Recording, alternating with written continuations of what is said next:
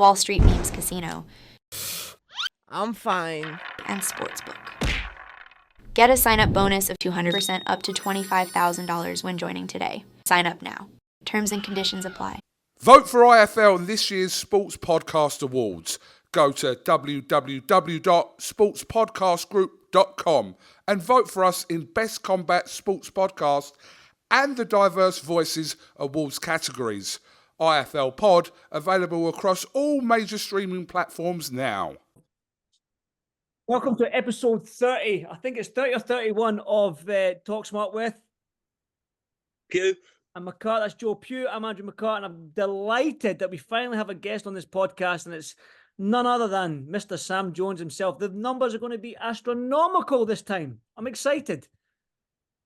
You're scraping the barrel with me. I heard a rumor that you've asked so many people and they've all turned you down. You've just got me because I'm reliable. I've dropped what I was doing in the chaos that I'm in at the moment, and I've come on here for specifically for you, Andrew. And Joe. You're not that reliable, Sam. It's about 20 minutes later than you said you was going to be in it. I never agreed to a time. Pugsley. No.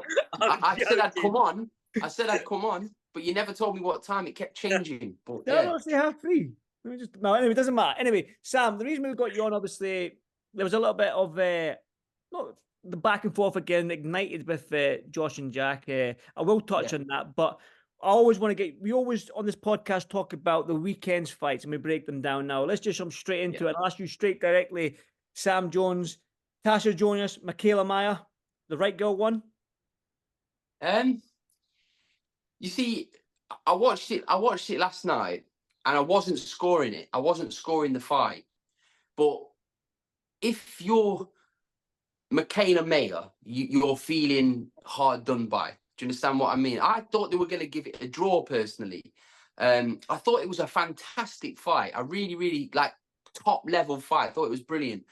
But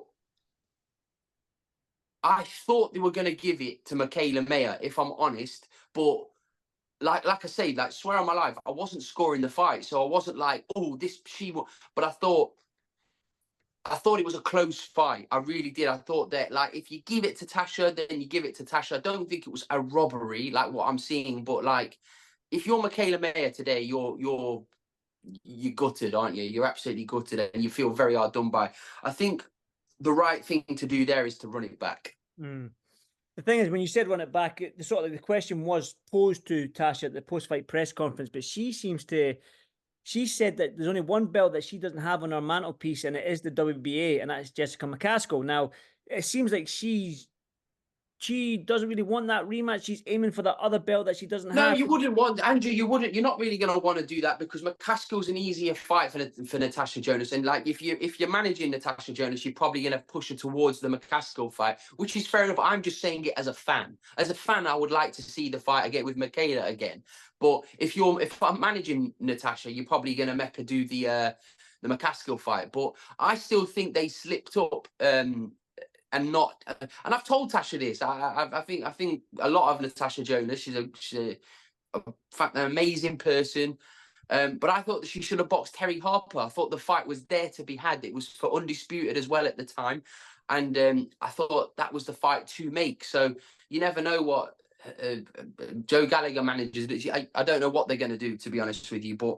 Natasha deserves to do what she wants anyway. She's achieved everything there is in boxing now. She's a special woman. She's done so much for boxing. She does a lot for her community. Unbelievable. But I think that she will probably fight McCaskill. Thing is, well, there was Katie Taylor, like that history they have in 2012 and all that. She's not going to get that fight. Yeah, that's what I was going to say. That fight, even though Joe Gallagher was a non-starter. On you go there, Sam. Sorry. No, I was just saying she's not going to get that fight. It's not what we're talking about. Katie Taylor's either going to fight Chantel Cameron next, or she's going to fight Amanda Serrano. Simple as that. She's moved too far up in weight now to come back down to. I think Katie, I think so as well. I agree. I agree, Joe. I think she's moved a bit too high in weight now to boil herself down to 1 foot. And Katie Taylor's definitely not going to make.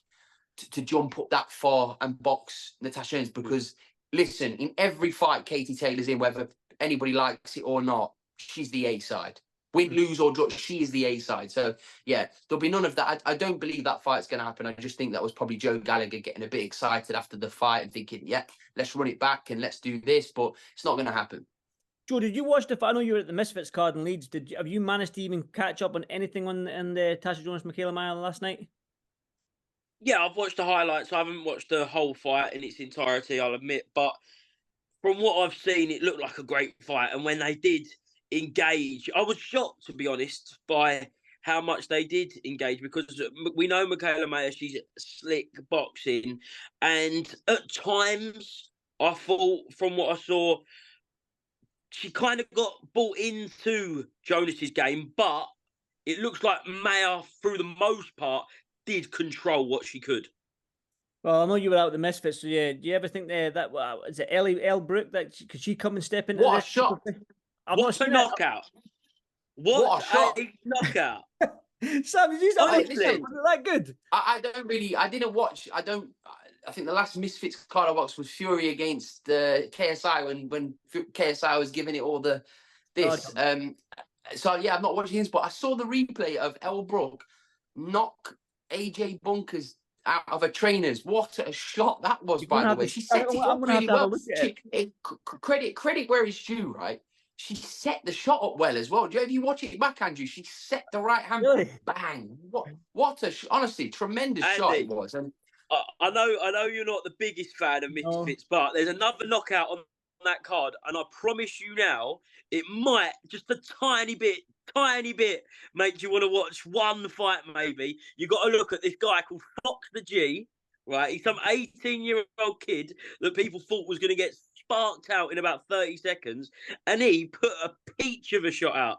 The other guy was out for 5 minutes. Luckily, he was all right, but it was actually that's my problem. knockout. Joe, I watch it because I do like seeing big brutal knockouts. My problem, probably with Sam's problem, Misfits, is the mismatches are so. I know you can see there's no really guide on how good these guys are, so it could be a mismatch. That's my problem. I don't have a problem. I do like knockouts. So don't get me wrong, Joe. Don't get me wrong. I don't have a problem with Misfits at all. Like, at the beginning, I was like, "Oh, this is not good," but ultimately, I just look at Misfits like it's a different sport. Like it's just WWE. That's how I look at it. Like it's a bit like it's. Listen, they are 100% scrapping, but it's not. It isn't boxing. It's not boxing. And when you get that out of your heads and think it's not boxing, it's another form of. Like DAZN take a lot of stick with Misfits, but DAZN have they have AEW now, the wrestling. I'm sure they do. They have I might be wrong. I don't know, but they have like other forms of entertainment on the app, right?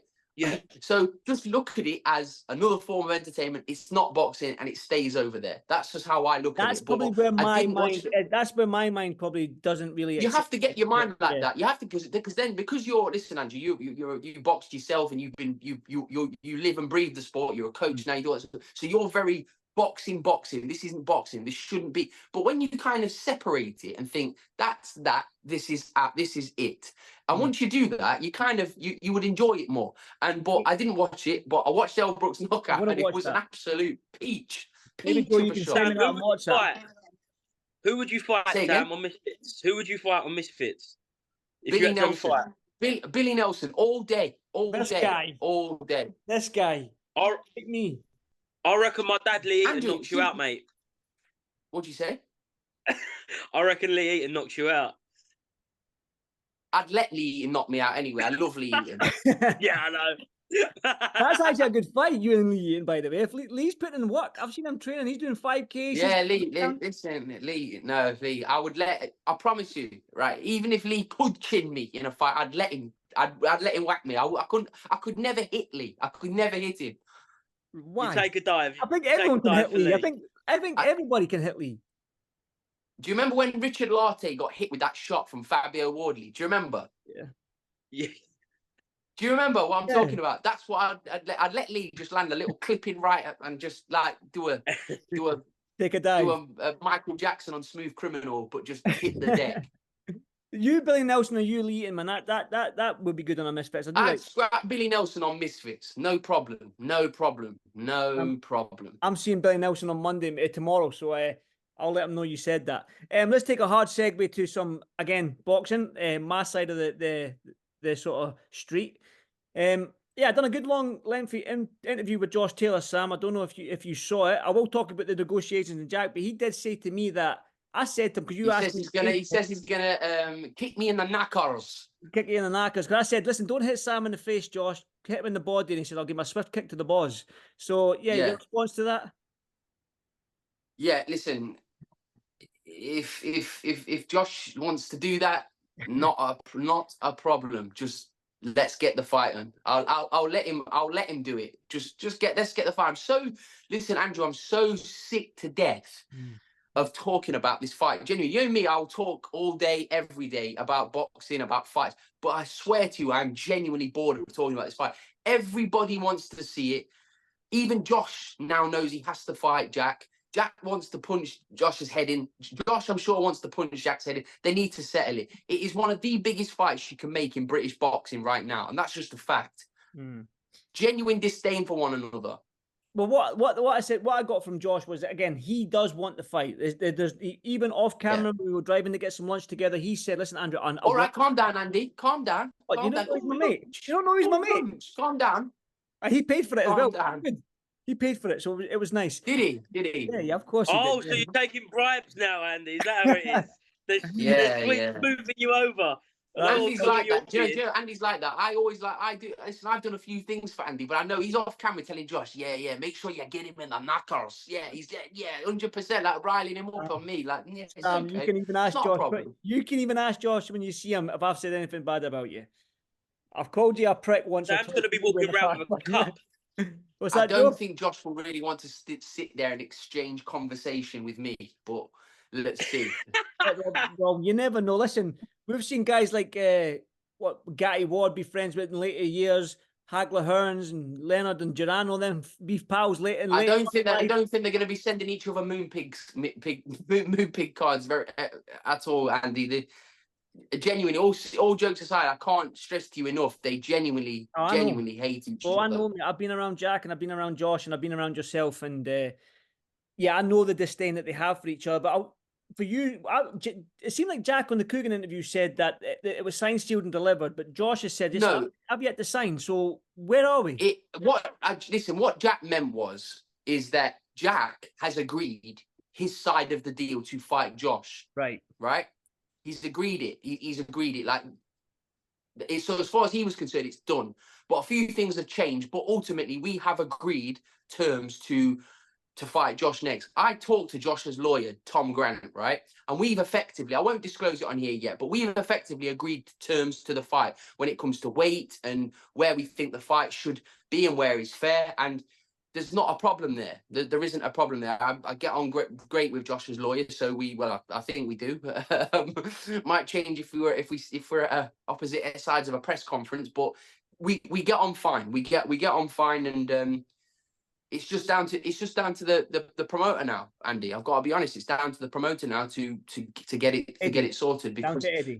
It's down to Eddie. That's Jack's promoter. So yeah, it's down to Eddie to get the fight done, which I'm sure he will do. Because if you look at the fights that are being talked about, definitely for this country, because look, Jack will fight. I know Josh mentioned that he would prefer to not fight in Saudi Arabia against Jack, but listen, Jack will fight Josh anywhere. But ultimately, we'd rather have the fight happen than not happen. And the reason why it would even ever happen in Saudi Arabia is because Josh wants a lot of money. Josh wants too much money. Do you understand? So it's his fault anyway. But look, like when I say, you look at the schedule, what the potential fights are, there's not a better fight than Jack against Josh. I agree, but I'll bring Joe into this, because Joe, you're an outsider in this, because me and Sam, Sam's obviously closer to Jack, I'm closer to Josh. I like Jack. I'm sure Sam does like Josh in some way. So I respect Josh. There's a difference. I respect Josh and I respect his achievements. I just think the way he handled his win/defeat was ridiculous. But I've never once talked down about what he's achieved in boxing. I think he's a British boxing. He will go down as a great when he retires. But right now, all he's known for is getting whooped by Jack Catterall and getting a gift decision. That's just a fact. I know he doesn't like me saying that, but I will always respect Josh's achievements and accolades because it can't be disputed what he's achieved. But anyway, Definitely. forget him. So, like I said, you're the outsider in this. You're looking from the outside in and all this sort of stuff. How excited are you for this rematch if it does happen or when it does happen? And yeah, just your thoughts on whether it should be in Saudi or the UK. Well, you'd want it to be in the UK, but you'd rather it be in Saudi than the fight not happen at all. Correct.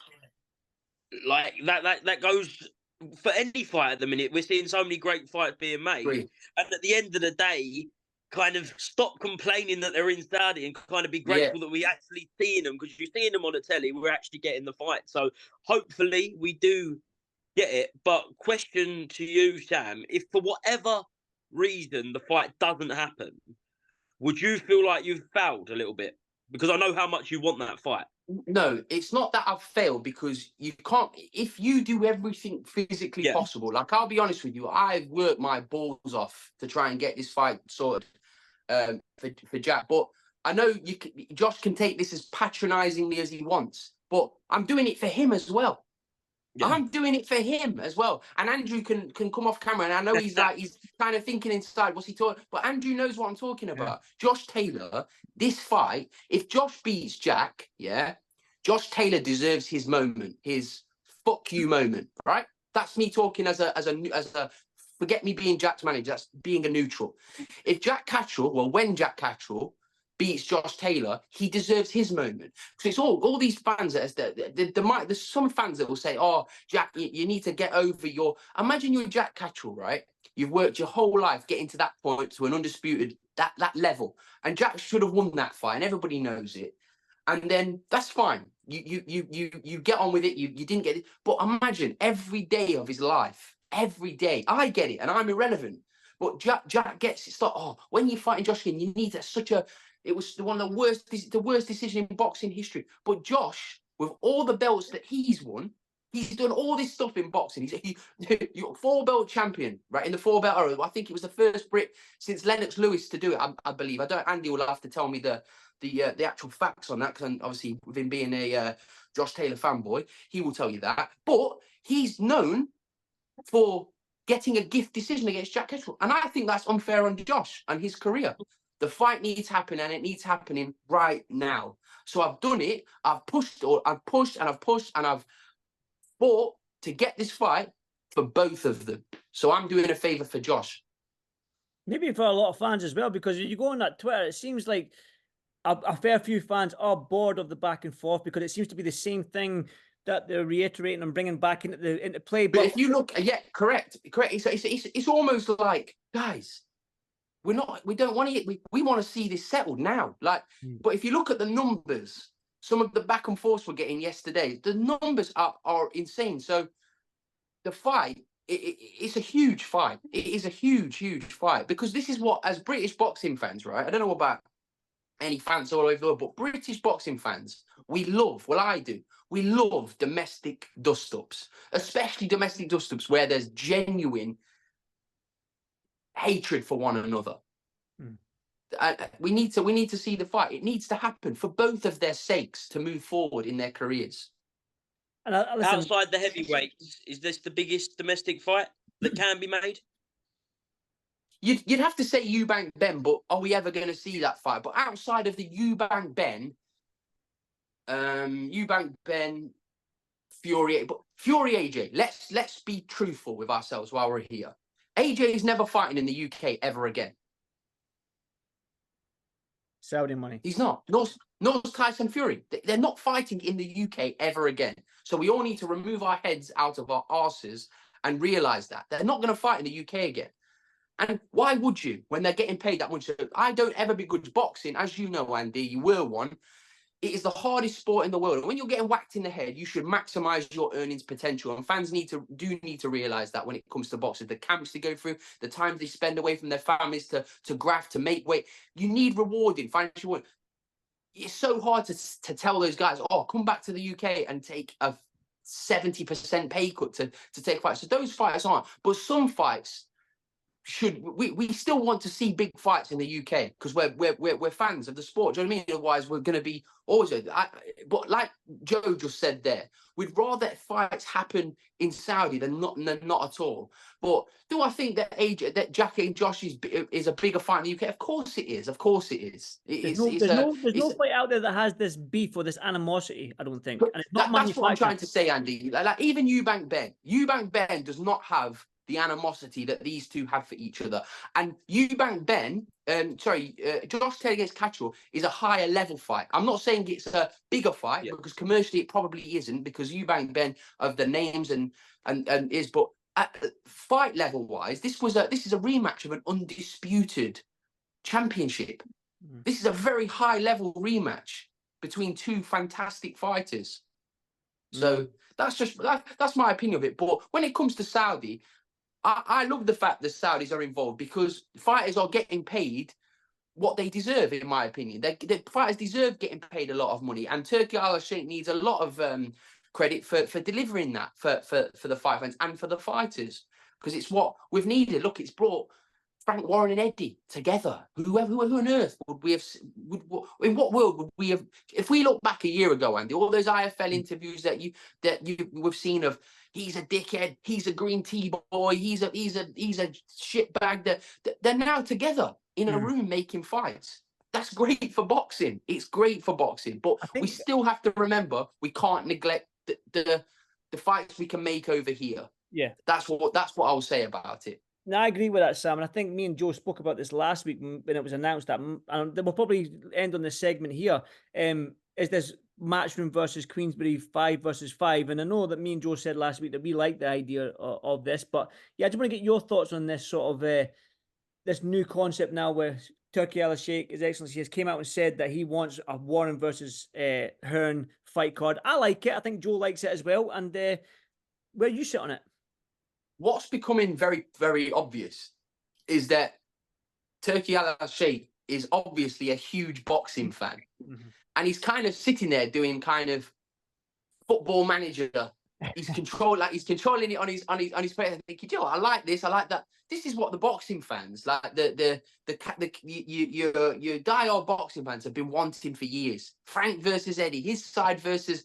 It's like war games in WWE. It's great. It's great. Let's see. And neither guy's going to want to lose, aren't they? Because they've both got enormous egos. So they're not going to want to lose. So I'm really looking forward to that. I will probably fly over and watch that, whoever's on the card. I'd like to get Cameron Vaughn or Mark Dickinson on that. Mark Dickinson? What did you say? I would like to put Mark's got some fighting who's coming to ring. Whoever. Nathan Heaney, whoever. I'd put Cameron Vaughn. What were 135s as Frank got? Lightweights, Joe.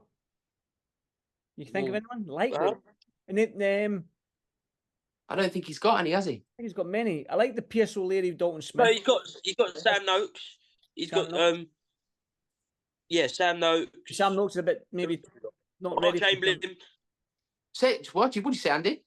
Sam Noakes maybe a wee bit too ahead of young Cameron Vaughn just now? Are you that confident in the maybe in fights, but I'd put Cameron Vaughn in against anybody at 133.5 like domestically. As in Cameron Vaughn's a talent, Sam. I'm gonna agree with you on that. He's a special kid. But Cameron's special kid. But yeah, I'd get Cameron involved in that in a heartbeat. They should do a prospect versus prospect on that show. But put it Saudi next gen. You could headline it. Listen, right? You could headline it against, I don't know, Callum Smith against Anthony Yard. Yeah, that's the headline. Then you have Nick Ball against Josh Warrington. Then you have Lee Wood. Then you have Cameron Vaughn against one of their prospects. Then you have Hamza Shiraz against Felix Cash. Something like that. You could. That's the way I would look at it. But I don't think you will see it's not going to be Tyson Fury against AJ. I think it's going to be more. Yeah. I agree. Listen, Sam, I don't know if Joe's got anything else you would like to ask you. Joe, you're just arrived home just now. So. Yeah, I've just arrived back from Leeds. Got a nice little lift. Yeah, better than getting on the train. So did you hitchhike? Did you? Yeah, luckily I got that hand on down the M1 very quickly. Last one then. Quick prediction: John Ryder versus Jaime Munguia this weekend. I literally don't know. I think John Ryder's capable of it. Jaime Munguia is going to be made a big favourite, but John Ryder can pull it off. But I don't know. I can't call the. I've not watched enough of Jaime Munguia to kind of give. I've watched one or two of his fights, but I've not really studied Jaime Munguia that much. I think he's really not been the best promoted fighter, if I'm honest with you. I think if you look at his CV, I don't really. There's not many names he's really boxed. So you can't really. I don't know. Honestly, usually, I don't give a shit about predicting boxers. I get some right, get some wrong. I got Zach Chelly right yesterday. I thought he was going to beat Cullen, and he did. But no, I don't know the answer to that question. I'm sitting on the fence for that one. Well, no doubt me and Joe will be discussing that next week at some point if we can get another guest on. I quite like this idea of having somebody on. But listen, Sam, you've got the absolute honour of being the first guest on this podcast, so you should take that. I've just given your podcast some Viagra, haven't I, on a Sunday afternoon? Is it still afternoon? I don't know what time it is. I've been... That's what happens when you have babies. Long day. That's what happens when you have babies. Andrew, honestly, it's...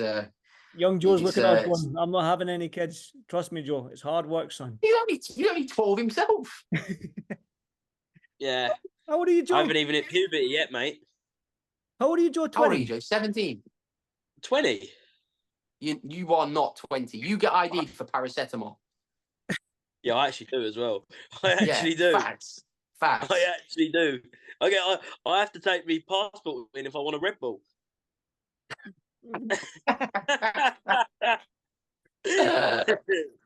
I wish I had that problem. I don't have that problem anymore. When your beard goes as grey as mine, Sam, that's when you won't have a problem ever. Yeah. And you know what's worse as well, Andy? People will go, oh, he dyes his beard. You've not obviously analysed my hair and my hair. I've got so many grey hairs, it's ridiculous. Oh, that's why I've got a little bit of a shadow going on. Trying to make my beard look a little bit blacker than what it is, but mine's as grey as it comes, man. But anyway, Sam, I do appreciate your time on this Sunday morning. Joe, as always, pleasure speaking to you, young man. And I'll catch you next week, Joe. And Sam, keep in touch, brother, and we'll speak on the next one. Take care, mate. See you later, guys. See you later. Thanks. Cheers, Sam. Wall Street Memes Casino, I'm fine. and Sportsbook. Get a sign-up bonus of 200% up to $25,000 when joining today. Sign up now. Terms and conditions apply. Vote for IFL in this year's Sports Podcast Awards. Go to www.sportspodcastgroup.com and vote for us in Best Combat Sports Podcast and the Diverse Voices Awards categories. IFL Pod, available across all major streaming platforms now.